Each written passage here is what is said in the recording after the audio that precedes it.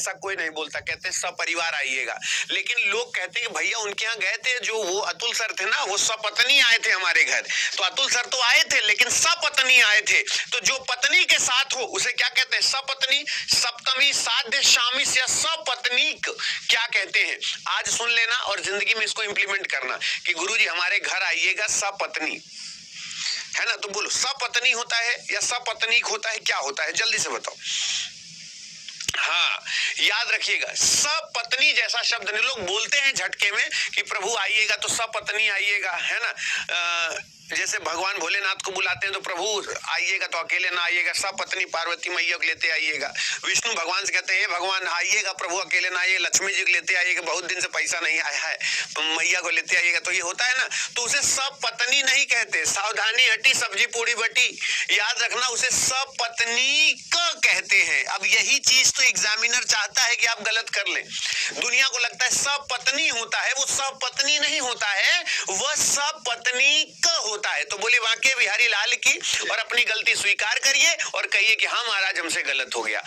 बेटा अगर हिंदी भी तुम मेरे साथ रह के ऐसा महसूस करो तो फिर मेरा पढ़ाना बेकार है। उसे कहते हैं सपत्नीक। क्या कहते हैं? सपत्नीक। सहमत हो मेरी बात से? बहुत ही शानदार, लाजवाब, जिंदाबाद। अगला चलते हैं, ठीक है? अब आपको इतना परेशान किया, आपने गलत जवाब दिया, अब याद रहेगा कि नहीं? पहला सवाल कराया है, हिंसा का विलोम क्या होगा?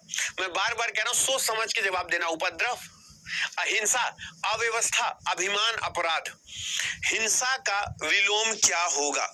कोशिश करना। जो लोग सॉरी बोलते हैं आपका सॉरी एक्सेप्टेड है, ठीक है? तो याद रखना, अगर मैं बोलूं हिंसा का विरोध क्या होगा? अहिंसा, उपद्रव, अव्यवस्था, अभिमान या अपराध। दूसरा सवाल है दोस्तों, पहला करा चुका हूं, दूसरा करा रहा हूं, 20 कराऊंगा, ठीक है? सोच समझ के जवाब देना। याद रखना, अगर मैं आपसे बोलूं अहिंसा का, अहिंसा ये सभी जानते हैं कि महात्मा गांधी अहिंसावादी इंसान थे। बहुत ही शानदार, लाजवाब, एक नंबर, जबरदस्त। व्यवहार का विलोम क्या होता है? बहुत ही शानदार सवाल है। व्यवहार का विलोम क्या होगा? सम्मान, व्यभिचार। व्यभिचार का मतलब बताइए क्या होता है? चरण धरत चिंता करत चितवहु चारहु ओर, सुवरन को खोजत फिरे कवि व्यभिचारी चोर। तो व्यभिचारी मतलब होता है जो हमेशा सुंदर स्त्री के चक्कर में पड़ा रहता है, जो हमेशा लड़कियों के पीछे पड़ा रहता है, उसे हम क्या कहते हैं? वो व्यभिचार करता है। उसको कोई मतलब नहीं होता कि जैसे सुवरन का 3 मतलब होता है, तो व्यभिचार का मतलब होता है सुंदर स्त्री के पीछे पागल रहना, है ना? कि भगवान आलिया भट्ट से बियाह करवाइन देओ, है ना? तो व्यभिचार हो गया। व्यवहार का सम्मान नहीं हो सकता, सुधार नहीं हो सकता, स्वाभिमान होता है कि आपका, याद रखना, उसका दुर्व्यवहार होगा। तो कवि व्यभिचारी